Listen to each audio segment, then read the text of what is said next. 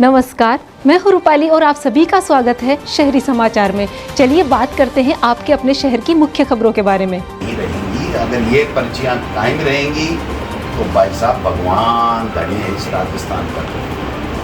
इतनी सी बात। तो क्या समझे ये पर्ची कब तक बदली जा सकती है? भाई साहब कुछ भी हो सकता है, देखो।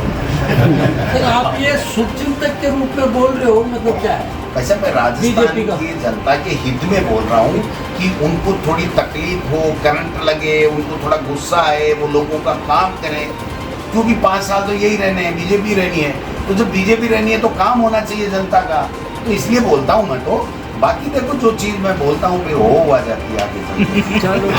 तो मैं मंत्री जी आप लोगों से आग्रह करना चाहता हूँ, दिया कुमारी जी आपके पास PWD है, उप मुख्यमंत्री हो, ये जो रामोगाबाद से लेकर के और फतेहपुर तक जो रोड का पैसा सैंक्शन है, आज की तारीख तक उसकी प्रशासनिक स्वीकृति जारी नहीं हुई, आज तक उसका जमीनों का अधिग्रहण का कार्य पूरा नहीं हुआ।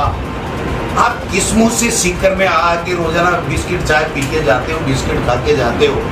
आप एक काम तो बताओ, एक यहाँ प्रभारी मंत्री हैं, आपने देखा कभी 104-5 किलो का मैं हूँ, हो सकता है 10-5 ज़्यादा हूँ, कभी कोई कलेक्ट्रेट में मीटिंग लेते देखा, कोई बात करते देखा, कोई चर्चा करते देखा?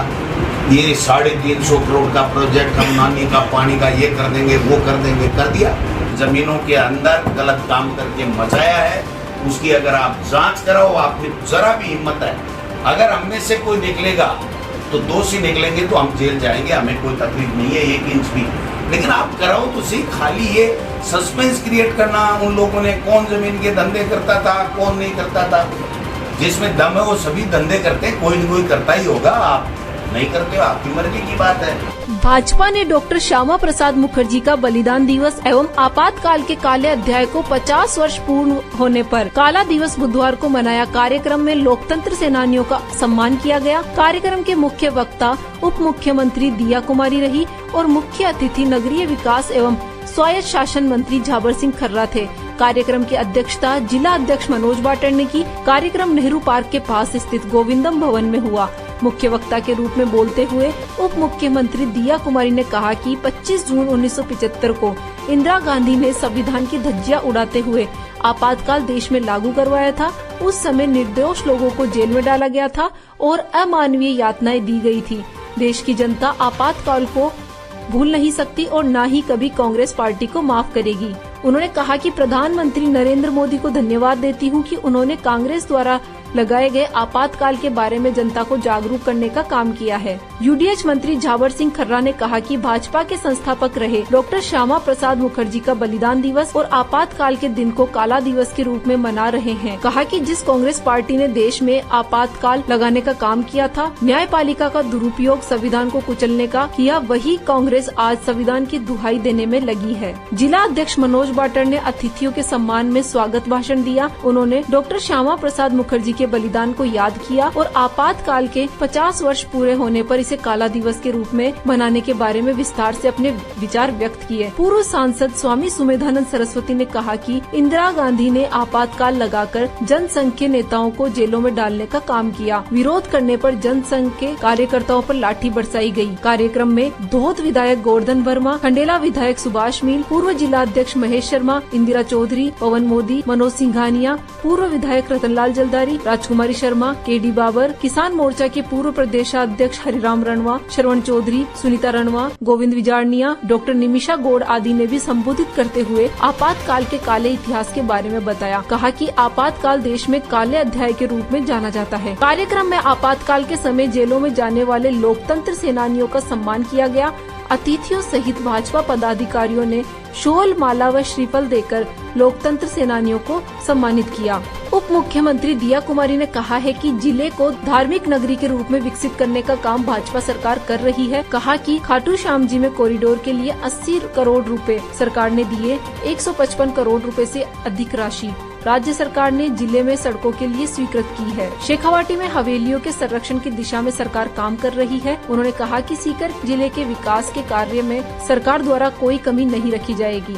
नगरीय विकास एवं स्वायत्त शासन राज्य मंत्री झाबर सिंह खर्रा ने सीकर के मास्टर प्लान 2041 के प्रारूप का किया प्रकाशन। प्रदर्शनी का किया उद्घाटन। 1 महीने तक व्यापक जनहित आधारित आपत्तियां आमंत्रित। नगरीय विकास एवं स्वायत्त शासन राज्य मंत्री झाबर सिंह खर्रा ने बुधवार को नगर परिषद सभागार सीकर में मास्टर प्लान 2041 के प्रारूप का प्रकाशन किया।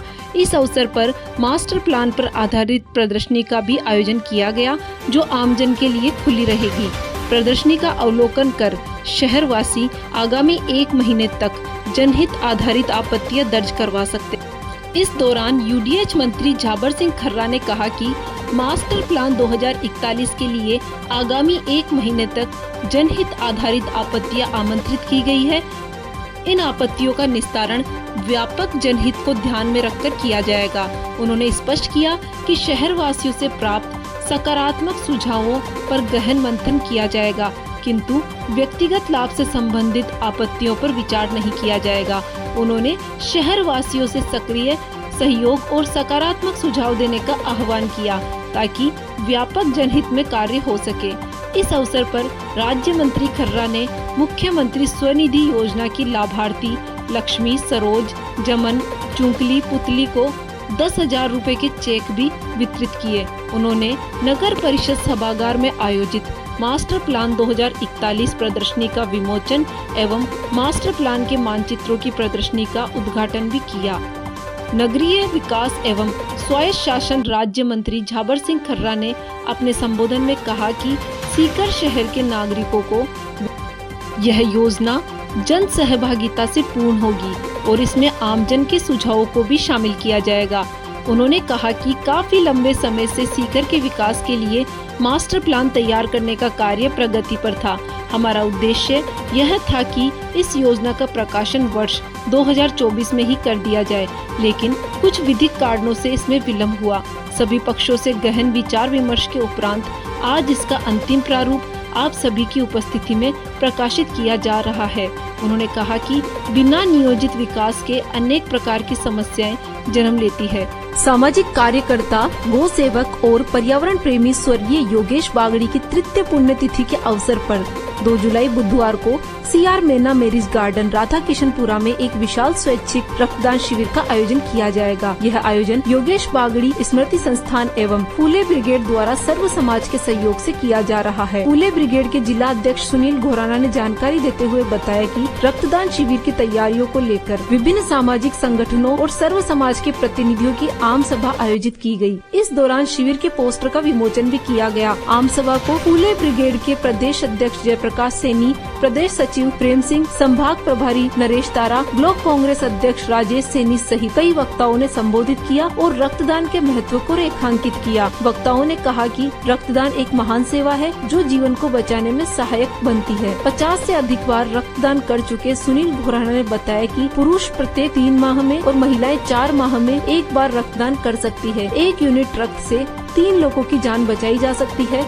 इस अवसर पर सुरेश वासु, रामोतार बागड़ी, कोषाध्यक्ष विनोद नटखट, पूर्व बिसू का सदस्य एवं पार्षद प्रेमचंद सैनी, पंचायत समिति एवं भाजपा नेता राजेंद्र धाबाईपुरा, सदस्य प्रेमचंद सैनी, सचिव ओपी सैनी, संगठन मंत्री सुशील रेटा, नेमीचंद इंदौरिया, भंवरलाल गनेड़ी, राजकुमार किरोड़ीवाल, सज्जन पंच, यूथ विंग अध्यक्ष देवेंद्र सैनी, मुखारिब खान, गो सेवक कमल सहित अनेक लोग मौजूद रहे। कार्यक्रम में सामूहिक भागीदारी से सामाजिक एकजुटता और मानव सेवा का संदेश दिया गया। आज के लिए बस इतना ही। अब आपसे मुलाकात होगी कल शाम। तब तक स्वस्थ रहिए, खुश रहिए।